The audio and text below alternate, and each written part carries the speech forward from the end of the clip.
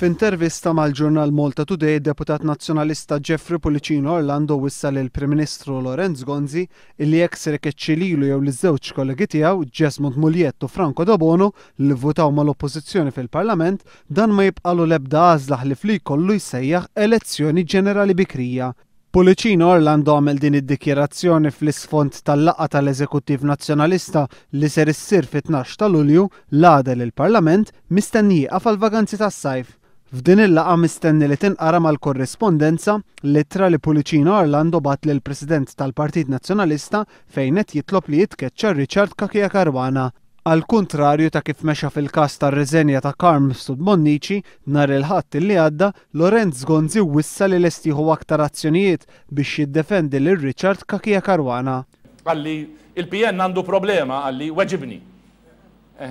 San wieġbek, weġibna fl-eżekuttiv ta' ġimagħtejn ilu u weġibna b'dikjarazzjoni kategorika ċara qatt ma kienet ċara daqshekk imma kundanna fil-konfront ta' min għamel xi ħaġa li hi inaċċettabbli. Però l-istorja ma taqafx hemm u l-konsegwenzi jridu jintrefaw u fil-ġranet li ġejjin l-eżerċizzju intern tal-Partit Nazzjonalista jkompli biex jittieħdu d-deċiżjonijiet kollha li għandhom bżonn jittieħdu. Mal-Malta Today Jeffrey Pulicino Orlando qal li d-diskors ta' Lorenz Gonzi l-Ħadd li għadda issorprendih u sostna li ma kienx għall-istat miskin li jinsab fih il-Partit Nazzjonalista bħalissa is-sitwazzjoni kienet tkun waħda komika. Huwa qal li l-azzjonijiet straordinarji tal-Prim Ministru biex jiddefendi lil Kakija Caruana huma l-kollox differenti u insinifikanti fejn dak li għamel l-istess Prim Ministru fil-konfront ta' Carmen Studmonnici.